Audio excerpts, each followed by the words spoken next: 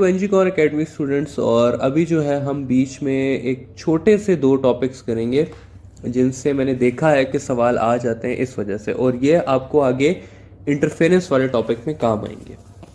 तो सबसे पहला जो आपके पास सवाल है वो टॉपिक है वो आ जाता है इंटेंसिटी ऑफ वेव के बारे में। ठीक है, इंटेंसिटी को हम इस तरह से डिफाइन कर सकते हैं कि number of waves passing through unit area. ठीक है, मतलब क्या है इसका? मतलब यह है कि मैं एरिया ले लेता हूं, एक इक्वल एरिया मैंने ले लिया दोनों जगहों पे। मैं कहता हूं जी कि इस एरिया में से 3 वेव्स पास कर रही हैं, इसमें से 1 वेव पास कर रही है, तो इसकी इंटेंसिटी ज़्यादा होगी एज कंपेयर टू इसकी इंटेंसिटी। तो बेसिकली नंबर ऑफ वेव्स जो है वो आपके पास क्या बनाती है? इंटेंसिटी बनाती है। इंटेंसिटी का जो वैसे ओरिजिनल फॉर्मूला है वो है कि इंटेंसिटी जो है हमारे पास वो इक्वल होती है E बाय ए टी के। ठीक है, जिसमें E जो है एनर्जी है, A जो है वो एरिया है और T जो है वो टाइम है। इस इक्वेशन के हिसाब से जो इसका SI यूनिट बनता है वो बनता है जूल पर मीटर स्क्वायर सेकेंड। ठीक है, लेकिन ये इक्वेशन आपके पास इतनी ज़्यादा इस्तेमाल नहीं होती। आप लोगों को जो इंटेंसिटी में चीज़ काम आती है वो 2 चीज़ें आती हैं। सबसे पहली जो चीज़ है वो है आपका इंटेंसिटी एंड एम्पलीट्यूड का रिलेशन, और सेकंड जो है वो है आपका intensity and distance from source का रिलेशन। ठीक है, तो एम्पलीट्यूड और इंटेंसिटी आपस में इस तरह से रिलेटेड हैं कि इंटेंसिटी जो है वो एम्पलीट्यूड के स्क्वायर के साथ रिलेटेड है, या मैं इसको ऐसे लिख सकता हूं कि एम्पलीट्यूड जो है वो इंटेंसिटी के इनवर्स के इक्वल है। तो अगर मैं कहूं कि मैं एम्पलीट्यूड को 2 टाइम्स कर देता हूं तो इंटेंसिटी कितने टाइम्स हो जाएगी? इंटेंसिटी 4 टाइम्स हो जाएगी। और डिस्टेंस फ्रॉम सोर्स और इंटेंसिटी का जो रिलेशन है वो इनवर्स स्क्वायर लॉ से रिलेटेड है।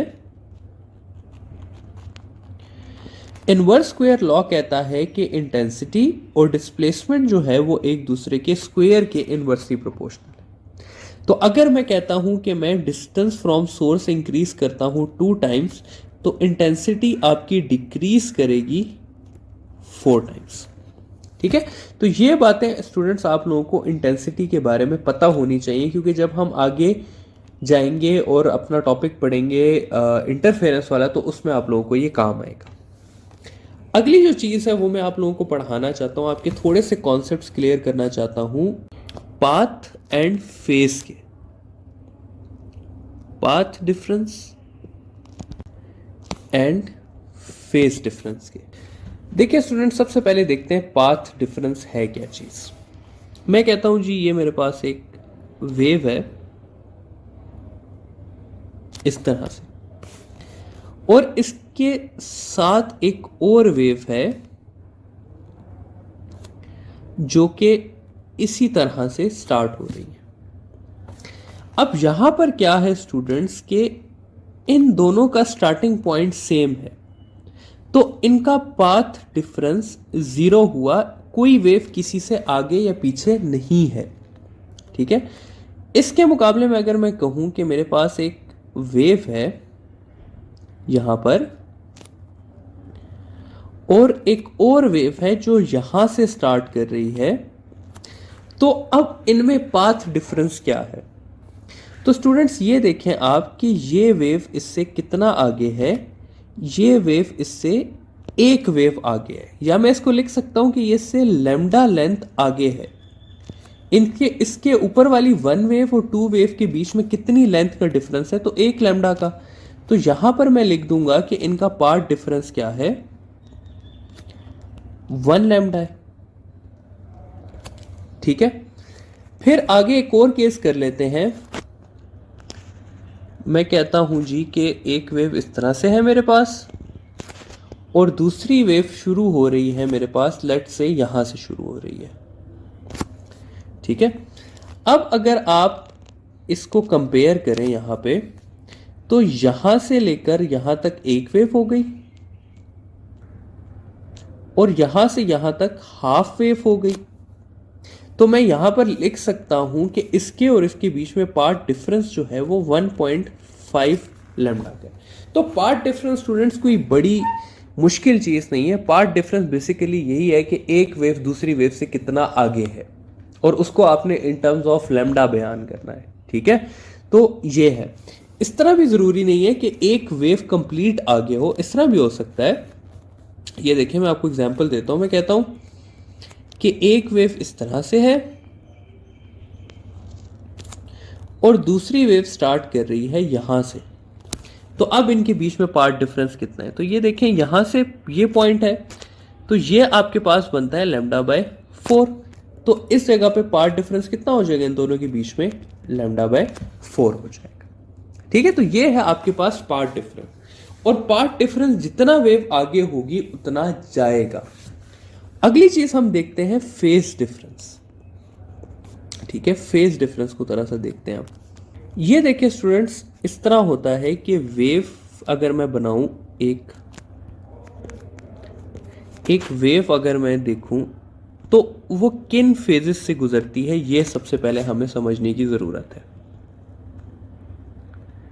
ठीक है, ये पॉइंट होता है जी, ये वाला पॉइंट होता है हमारे पास 0 फेज का। ये पॉइंट होता है 90 का, या इसको मैं π/2 भी लिख सकता हूं। ये पॉइंट होता है 180 डिग्री का, या इसको मैं पाई लिख सकता हूं। ये वाला पॉइंट आपके पास होता है 3π/2 का, या इसको मैं 270 डिग्रीज लिख सकता हूं। और ये पॉइंट होता है 360 डिग्रीज का, या मैं इसे 2π लिख सकता हूं। अब स्टूडेंट्स, फेस जो है वो इससे ज्यादा नहीं हो सकता, ये बात आपने रखनी है, क्योंकि 360 डिग्री से ऊपर कोई चीज नहीं होती। अब कुछ एग्जाम्पल्स लेके चलते हैं उसी तरह से। एग्जाम्पल्स इस तरह से हैं जी कि मैं कहता हूं कि ये मेरे पास एक वेव है और दूसरी वेव जो है वो स्टार्ट हो रही है लेट से यहां से। ठीक है, अब यहां पर अगर आप देखें तो ऊपर वाली वेव है आपके पास 180 डिग्री पे, क्योंकि ये 0 हो गया, ये 90 हो गया, ये 180 हो गया। और नीचे वाली वेव है अभी आपके पास 0 डिग्री पे। तो दोनों के बीच में फेस डिफरेंस कितना हुआ? दोनों के बीच में फेस हुआ 180 डिग्री का।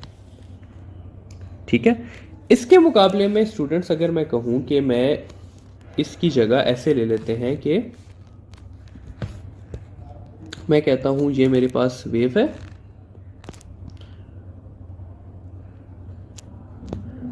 और एक वेव लेट से स्टार्ट हो जाती है यहां से स्टार्ट हो जाती है। ठीक है, अब अगर आप यहां पर देखें स्टूडेंट्स, तो ये इस वेव का 0 डिग्री है, ये 90 डिग्री है, ये 180 डिग्री है। यहाँ पे 0, 90, 180, फिर अगेन यहाँ पर 0, 90, 180, फिर यहाँ पे अगेन 0, 90, 180, और यहाँ पर ये जो है ये 0 पर है। यानी कि जब ऊपर वाली 90 पे थी तो ये 0 पे थी, तो इसका फेज डिफरेंस कितना हो गया? इसका फेज डिफरेंस हो गया 90 डिग्री। ठीक है, इसी तरह 180 भी हो सकता है, इसी तरह 0 भी हो सकता है। लेट से मैं कहता हूं कि नीचे वाली जो वेव है वो आपकी स्टार्ट हो रही है यहां से स्टार्ट हो रही है। ठीक है, तो अब ये भी 0 पे है और ये भी 0 पे है, तो इनके बीच में पार्ट डिफरेंस कितना, फेज डिफरेंस कितना हो गया? 0 डिग्री हो गया। ठीक है, तो ये सिंपल है आपके पास पार्ट डिफरेंस और फेज डिफरेंस। अब बात ये करते हैं हम कहते हैं जी कि अब सवाल की तरफ आते हैं। अपने सवाल में लिख देता हूं कि path difference between two waves is, कह देते हैं हम कि 3λ/4। ठीक है, या इसको चलें थोड़ा मुश्किल कर देते हैं, इसको हम बना देते हैं 7λ/2। ठीक है, तो फेस कितना होगा, फेस डिफरेंस फाइंड करना है। ठीक है, तो अब इसको अगर हम देखें स्टूडेंट्स, तो ये इसका मतलब क्या है? इसका मतलब ये है कि एक वेव है इस तरह से, और दूसरी वेव उससे कितना आगे है, 7λ/2 या 3.5 वेव्स। तो ये 1 वेव, ये 2 वेव, ये 3 वेव और ये 3.5 वेव। तो दूसरी स्टार्ट हो रही है हमारे पास यहां से, इस तरह करके।